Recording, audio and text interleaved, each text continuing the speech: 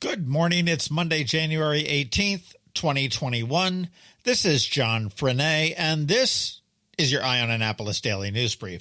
I hope you had a fantastic weekend. My weekend was full of football, and unfortunately, most of the bets I made didn't pan out too well. Well, it is Monday, so let's get right into it. Some sad news late Friday afternoon from Senator Mike Miller's office.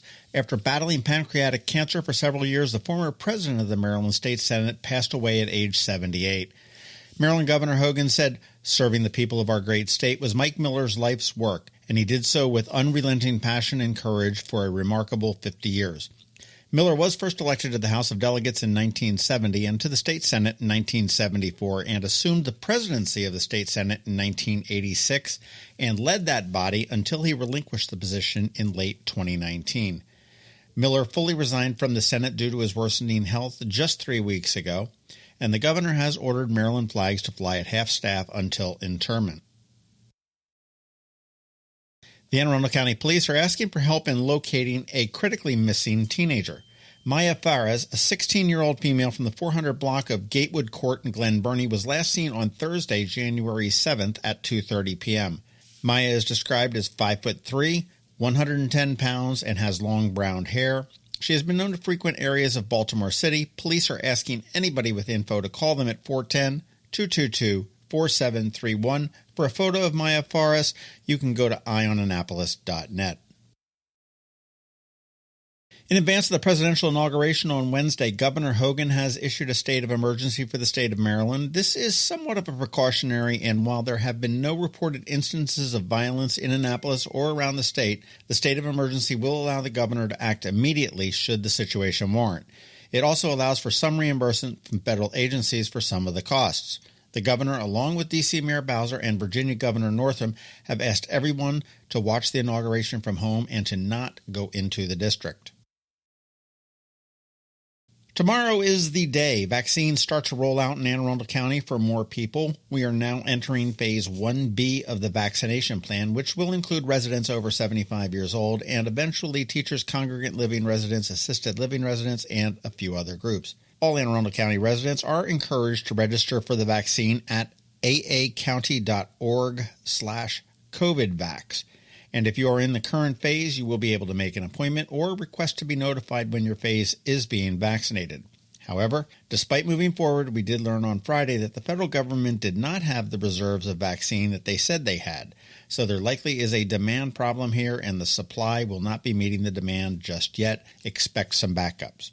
And with teachers being moved up in the vaccination schedule, the Board of Education has voted to return to a hybrid model of education no later than March 1st. Hybrid does allow parents a choice of maintaining online learning 100% or returning to the school with approximately half of the week in the classroom and the other half virtually at home. It's unknown right now how the teachers and the teachers union feel about this, so you want to stay tuned because this is definitely not written in stone just yet. Okay, that does wrap up the news for us today. As always, thank you for listening, and if you are somewhere where you can leave us a rating or a review, please do. And make sure you let your friends, family, and colleagues all know about us. A quick thank you to our sponsors for this daily news brief, Solar Energy Services and Kristi Neidhardt Team of Northrop Realty, a Long and Foster company. It is Monday, so of course we do have Anne Alsina here with CovingtonAlsina and your Monday Money Report. And as we have every day, George Young is here from DC MDVA Weather with your locally forecast weather report. It is Martin Luther King Jr. Day, and I have some thoughts on the day and the general tenor of our world right now. Today, as the nation remembers Dr. Martin Luther King, I need to reflect on the life and the message of this great leader. Dr. King was a passionate and unrelenting leader in the civil rights movement. He was revered for his eloquent sermons and speeches, including the I Have a Dream speech at the Lincoln Memorial. As we prepare to take the day off in commemoration of the life of Martin Luther King Jr., I do urge everybody to take the opportunity to reflect on King's legacy, his moral commitment, and hopefulness, a hopefulness that enabled him to try to make the world a more dignified place. In today's environment, in this week in particular, Dr. King's words should hit deep in the hearts of us all. Even though we face the difficulties of today and tomorrow, I still have a dream. It is a dream deeply rooted in the American dream. I have a dream that one day this nation will rise up and live out the true meaning of its creed.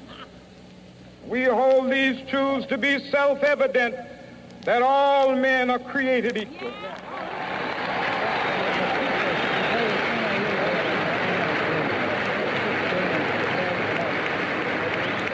I have a dream that one day on the red hills of Georgia, the sons of former slaves and the sons of former slave owners will be able to sit down together at the table of brotherhood. I have a dream.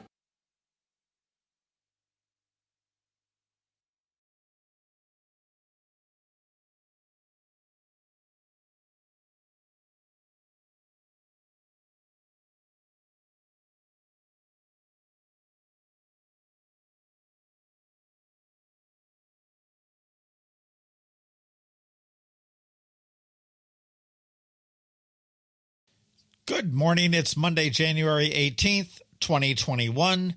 This is John Frenaye, and this is your Eye on Annapolis Daily News Brief.